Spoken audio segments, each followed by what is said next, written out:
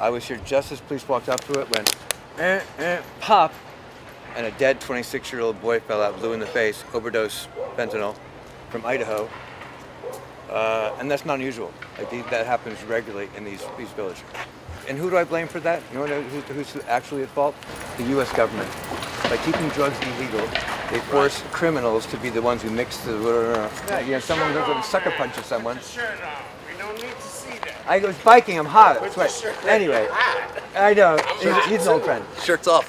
Yes, I've been biking, and I'm under police threat. So get this: I'm 65 years old. I'm marrying my 21-year-old fiance, who thankfully is not from America. She's born in Iraq. Wow. And not Muslim or Arabic. She's a Syrian, not Syrian, but Assyrian Chaldean. Yeah. They speak Aramaic. Oh, nice. Like Jesus did, because Jesus was Syrian Chaldean. That's old school. So I lived in 100. So when's the wedding? It's gonna be right there. When? She arrives November 18th. She's been here twice, but she's like a very beautiful, very genius. I can actually perform weddings in New York City, which is a little tricky to do. Give me your stuff. Yeah, man. I'll have a pen here.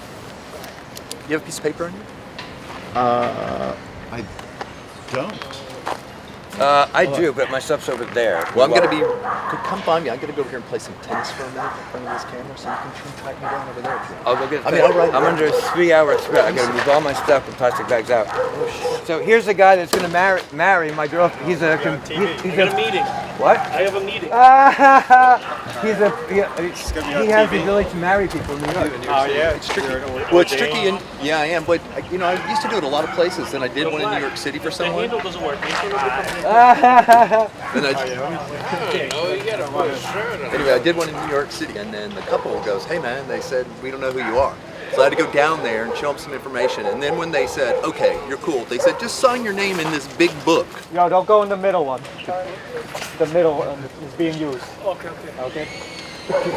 They told me just sign my name in this gigantic book with no lines. Yeah, that was a lot going on out here this morning. I told him that's where the middle one is where the dead body fell out of. I was hearing the police going bump, bump, pop, and a dead 26-year-old boy fell out. Blue in the face.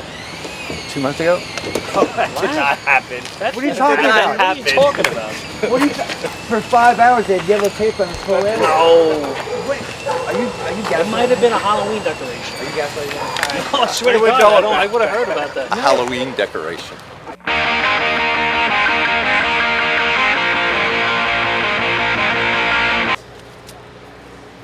Nice work. Oh, thanks. Good luck with it. We'll do our best.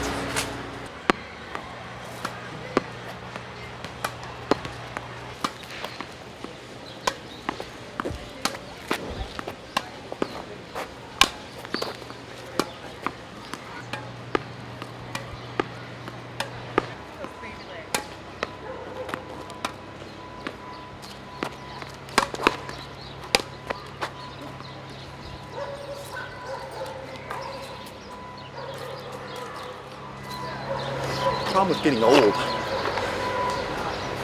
can still hit the tennis ball okay, but when it's time to move, like if you're playing in a real match, my brain is like, go Trace, go, but my body's like, yeah, I don't think so.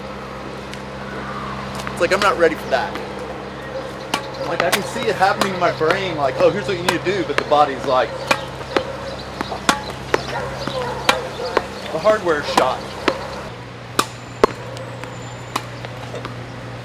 That was a classic example of me being too lazy to get to the ball.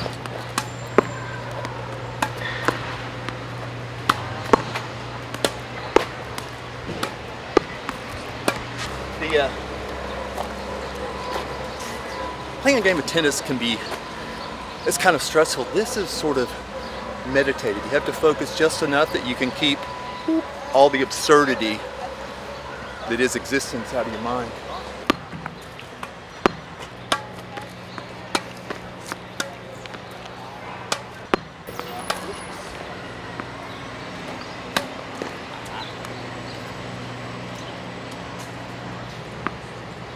In the words of Bette Davis, it turns out was a pretty good tennis player.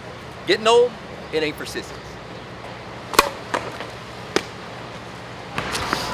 Well, you weren't lying. That's right. the line, New York, like Second Nation. Yeah, man. It's Trace Crutchfield. I Just love like it. sounds. I love it. What a great name. So I'm Russell Tappan Hockey, Tappan like the bridge. Yeah, yeah. So my great grandparents met in this park in 1888. His name is Edwin Tappan Adney. That's what I'm named after. He was here in the city studying art. They lived at 231 East 14th Street, which is now the Beauty Bar. They tore the building down in the 30s for Italian workers union, whatever. But the address is obviously the He's same. essentially making sculpture. And she was my great grandmother. Right, my great grandmother was from Canada.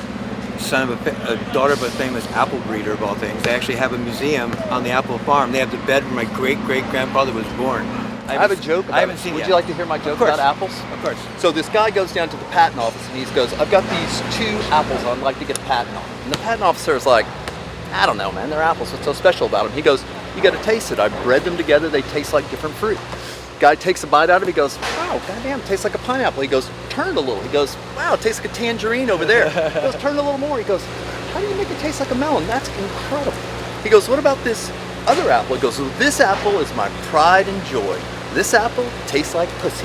The guy grabs it, takes a big old bite out of it, and he just goes, man, that apple tastes like shit. He goes, you got to turn it a little. That's good. I like that.